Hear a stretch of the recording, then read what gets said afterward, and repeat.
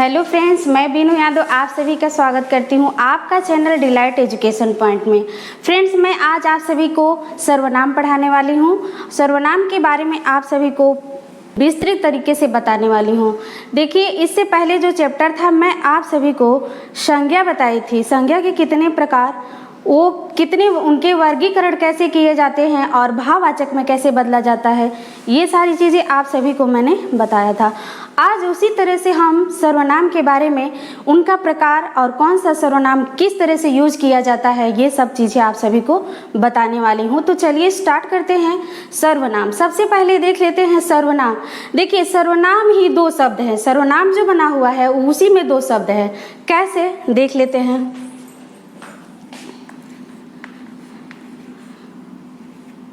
सर्व का अर्थ होता है सभी, नाम का अर्थ होता है नाम वाले शब्द।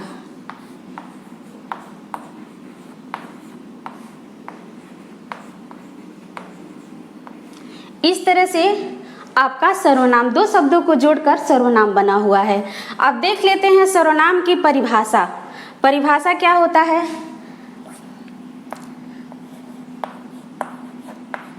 सर्वनाम वो विकारी शब्द है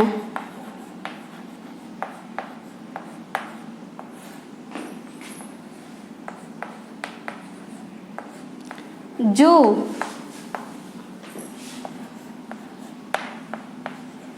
संज्ञा के स्थान पर प्रयोग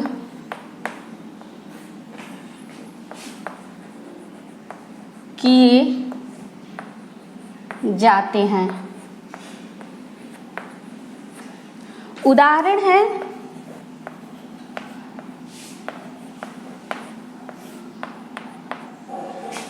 मैं,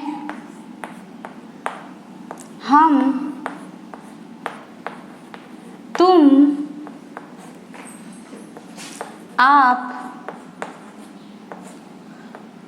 वे, ये, यह, वह इत्यादि। इसके अलावा भी और बहुत सारे सर्वनाम हैं जो हम आगे जानेंगे। जैसे जैसे मैं आगे बढ़ूंगी हर सर्वनाम के बारे में आप सभी को बताऊंगी। अब देख लेते हैं इन शब्दों के आधार पे इनके कितने प्रकार हैं। तो चलिए हम देख लेते हैं सर्वनाम के कितने प्रकार हैं। ये आप लोगों ने परिभाषा देख लिया। लेते हैं सर्वनाम का प्रकार।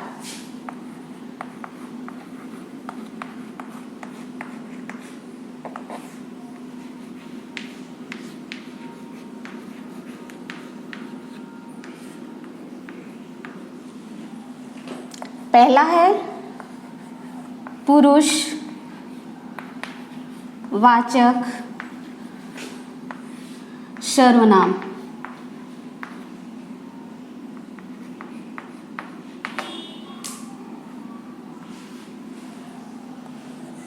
दूसरा है निश्चय वाचक सर्वनाम।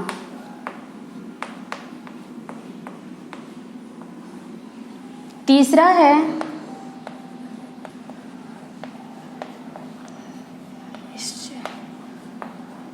अनिश्चय वाचक सर्वनाम।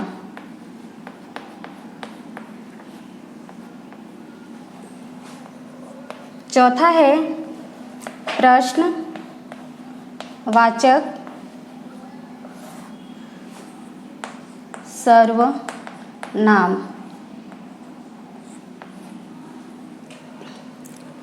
पांचवा है संबंध वाचक सर्वनाम। छठा है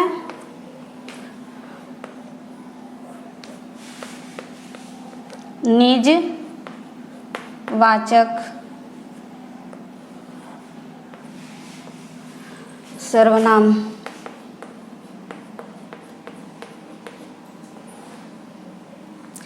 इस तरह से सर्वनाम के 6 प्रकार हैं। देख लेते हैं एक एक करके, सबको हम जान लेते हैं। सबसे पहला आता है पुरुषवाचक सर्वनाम। देखिए, पुरुषवाचक सर्वनाम, ये जो सर्वनाम लिखा हुआ है इससे ये प्रतीत हो रहा है कि यहाँ पे पुरुष का बोध कराया जा रहा है। वक्ता या लेखक बात करने के लिए या बात पूछने के लिए या जिन लोगों के बारे में बात किया जाए उसके लिए ये प्रयोग करता है। पुरुषवाचक सर्वनाम है, इसमें भी 3 प्रकार हैं। कैसे? पहला है उत्तम पुरुष, उत्तम पुरुष। दूसरा है मध्यम पुरुष,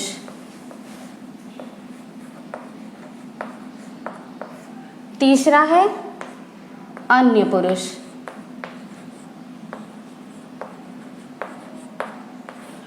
अब देखिए, वक्ता उत्तम पुरुष है, उसमें मैं, हम, ये सर्वनाम आते हैं। मध्यम में है तुम, आप। तीसरा अन्य पुरुष में है यह, वह, ये, वे। देखिए, इसमें वक्ता, उत्तम पुरुष में वक्ता अपने लिए, अपने बात करने के लिए ये मैं और हम का प्रयोग करता है। मध्यम पुरुष में तुम और आप। आपसे कोई छोटा है तो तुम का प्रयोग कर सकते हैं, आपसे कोई बड़ा है तो आप का प्रयोग रिस्पेक्ट के लिए आप, तुम और आप जो सर्वनाम है उसको मध्यम पुरुष में दूसरों से बात करने के लिए ये प्रयोग किया जाता है। तीसरा आता है अन्य पुरुष। अन्य पुरुष में वो लोग आते हैं जिसके बारे में हम बात करते हैं। तो देखिए, इस शब्दों के आधार पे हम शब्दों का रचना कर सकते हैं। कैसे? देख लेते हैं। जैसे मैं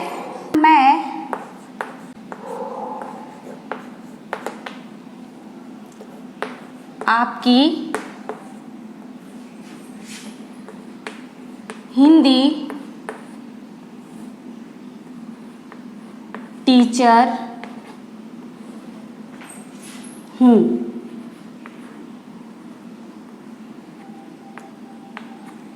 मैं आपकी हिंदी टीचर हूँ। हम कल विद्यालय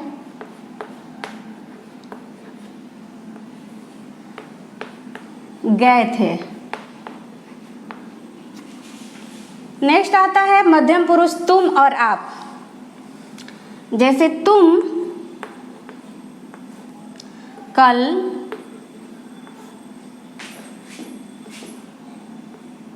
क्रिकेट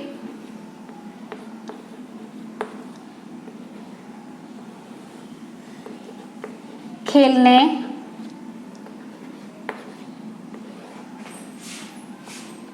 गए थे। आप है, आप बहुत अच्छे इंसान हैं। इसी तरह से अन्य पुरुष में यह हमारी किताब है। फिर आता है, ऐसे ही शब्दों की रचना की जाती है। तो आगे जैसे वे हैं, ये क्या हो सकते हैं? ये जो है ये हमारी साइकिल है। वे सर्वनाम है जो उसमें हो सकता है। चलिए देख लेते हैं अब इसका सर्वनाम का प्रयोग कैसे होता है। पहला हम और तुम, वक्ता अपने लिए प्रयोग करता है, तुम और आप दूसरों के लिए प्रयोग करता है, और अन्य पुरुष जो होते हैं यह, वह, ये, वे, ये जिसके बारे में हम बात करते हैं उसके लिए प्रयोग किया जाता है। इन सर्वनाम के आधार पर शब्दों की रचना की जाती है। किस तरह से की जाती है देख लीजिए। मैं आपकी हिंदी टीचर हूँ, हम कल विद्यालय गए थे, तुम कल क्रिकेट खेलने गए थे, आप बहुत अच्छे इंसान हैं, यह हमारी किताब है, वह बहुत अच्छा लड़का है। इस तरह से शब्दों की रचना की जाती है। तो आपको पुरुषवाचक सर्वनाम का प्रयोग इस तरह से होता है। आप देख लेते हैं निश्चयवाचक सर्वनाम कैसे प्रयोग किया जाता है।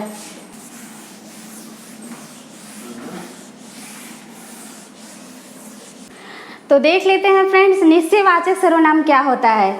निश्चयवाचक सर्वनाम में निश्चितता का बोध होता है। क्या होता है? निश्चितता का बोध होता है। इसमें यह, वह, ये, वे, ये जो सर्वनाम है निश्चितता के साथ साथ ये दूरी भी प्रकट करती है, संकेत भी प्रकट करता है। यहाँ पे संकेतवाचक सर्वनाम भी हो सकते हैं। कैसे? कि यह जो है यह संकेत कर रहा है कि यह मेरी किताब है, यह मेरी किताब है। ये संकेतवाचक सर्वनाम भी इसे आप कह सकते हैं। वह मेरी साइकिल है, ये वह जो सर्वनाम है वो भी संकेत कर रहा है, ये है वो भी संकेत कर रहा है। इस तरह से ये जो चार सर्वनाम है ये संकेतवाचक सर्वनाम भी इसे कह सकते हैं, और निश्चयवाचक सर्वनाम तो है ही है, आप अलग से बना सकते हैं। तो देख लीजिए शब्द रचना हमने कैसे किया है। इसी तरह से आप और भी शब्द रचना कर सकते हैं। तो फ्रेंड्स, आप लोगों को निश्चयवाचक मैंने समझा दिया, शब्द रचना कैसे होती है और निश्चयवाचक सर्वनाम क्या होता है। ये सब हमें उम्मीद है कि आप लोग समझ गए होंगे। तो नेक्स्ट बात कर लेते हैं अनिश्चयवाचक सर्वनाम को। देख लेते हैं अनिश्चयवाचक सर्वनाम क्या है। देख लेते हैं ये थर्ड नंबर अनिश्चयवाचक सर्वनाम। अनिश्चयवाचक सर्वनाम क्या होता है? अनिश्चयवाचक सर्वनाम वो सर्वनाम है जो व्यक्ति वस्तु की अनिश्चितता प्रकट करे, इसे हम अनिश्चयवाचक सर्वनाम कहते हैं। कैसे? इसमें वो कौन से सर्वनाम है जो अनिश्चय प्रकट करता है। जैसे देखिए इसमें अनिश्चय प्रकट करने वाला कोई, देख लेते हैं क्या है। कोई आ रहा है। यहाँ पे ये कोई शब्द जो सर्वनाम जो है अनिश्चितता प्रकट कर रही है। हमें नहीं पता है बाहर कोई आया है, बेल बजा रहा है, हमें ये नहीं पता कि बाहर कौन खड़ा है। इस वजह से ये सर्वनाम जो है अनिश्चय का बोध करा रहा है। इसी तरह से दूसरा है किसी का फोन आया है। किसी का फोन आया है, तो फोन आया है ये तो पता है कि फोन आया, लेकिन किसका फोन आया है ये मुझे नहीं पता, इसलिए ये अनिश्चयवाचक सर्वनाम हो गया। फोन आया है, यहाँ पे फोन आया है, इसमें आया सर्वनाम जो है वो अनिश्चय प्रकट कर रहा है। आया सर्वनाम अनिश्चय प्रकट कर रहा है। इसी तरह कोई भला काम नहीं है। कोई भला काम नहीं है, इसमें भी कोई सर्वनाम जो है वो अनिश्चय प्रकट कर रहा है। तो कोई, क्या, आया, ये जो सर्वनाम है अनिश्चय प्रकट करते हैं। तो इस तरह से इसका शब्द रचना किया जाता है। तो चलिए अब नेक्स्ट बात कर लेते हैं प्रश्नवाचक सर्वनाम की। देख लेते हैं प्रश्नवाचक सर्वनाम कौन कौन से हैं। कौन, क्या, कब, कहाँ, कैसे, ये जो सर्वनाम है ये प्रश्नवाचक सर्वनाम है। ठीक, तो अब इससे देखिए वाक्य कैसे बनेंगे, वाक्य की रचना कैसे होगी। देख लेते हैं प्रश्नवाचक सर्वनाम किसे कहते हैं। प्रश्नवाचक सर्वनाम वो सर्वनाम होते हैं जो संज्ञा के स्थान पे प्रश्न पूछने का कार्य करता है या उपयोग किया जाता है, उसे हम प्रश्नवाचक सर्वनाम कहते हैं। जैसे कौन से वो सर्वनाम है जो प्रश्नवाचक में प्रयोग किए जाते हैं। कौन है, क्या है, कब है, कहाँ है, कैसे है, ये जो सर्वनाम है प्रश्नवाचक सर्वनाम है। अब इसका शब्द रचना कैसे होता है। जैसे कौन आया है, कौन आया है, ये क्या है, मैं प्रश्न पूछ रही हूँ कौन आया है। क्या, क्या कर रहे हो, ये हम आपसे प्रश्न पूछ रहे हैं। कब आए हो, कहाँ जा रहे हो, कैसे हो, ये क्या है? प्रश्नवाचक सर्वनाम है। तो इस तरह से प्रश्नवाचक सर्वनाम को वाक्यों में बदला जाता है। तो देख लेते हैं आपके संबंधवाचक सर्वनाम क्या होता है। हमें उम्मीद होगा कि ये प्रश्नवाचक सर्वनाम आप लोगों को बहुत अच्छी से समझ में आ गया होगा। तो नेक्स्ट देख लेते हैं।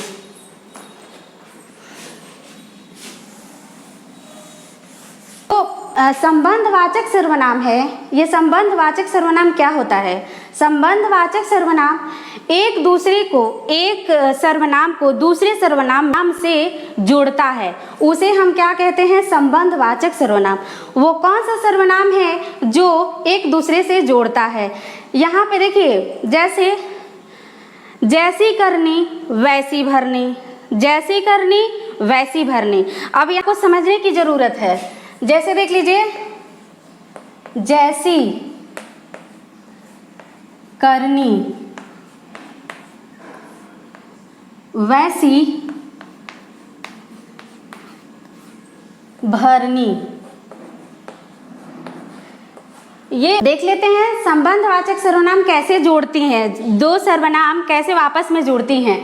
जैसी करनी वैसी भरनी।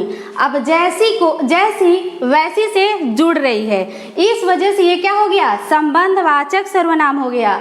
इसी तरह से और भी सर्वनाम है, जैसे जिसकी लाठी उसकी भैंस। आप लोगों ने सुना होगा ये बात, जिसकी लाठी उसकी भैंस। यहाँ पे जिसकी उसकी क्या कर रहा? दोनों आपस में एक दूसरे को जोड़ रहे हैं, इस वजह से ये क्या हो गए? संबंधवाचक सर्वनाम। अब नेक्स्ट निजवाचक सर्वनाम। निजवाचक सर्वनाम क्या होता है? निजवाचक सर्वनाम व्यक्ति या वक्ता अपने लिए उपयोग करते हैं। किसके लिए? अपने लिए। निजवाचक सर्वनाम कैसे बनता है? मैं अपना काम अपने आप कर लेता हूँ। यहाँ पे मैं सर्वनाम जो है अपने आप से जुड़ रही है। ये मैं सर्वनाम अपने आप से जुड़ रही है। ये मैं सर्वनाम जो है वो भी मैं ही हूँ, अपने आप जो है वो भी मैं ही हूँ। तो इस वजह से ये क्या हो गया? देखिए, जिस शब्द में अपना प्रयोग किया जाए, जैसे मैं अपना काम स्वयं कर लेती हूँ,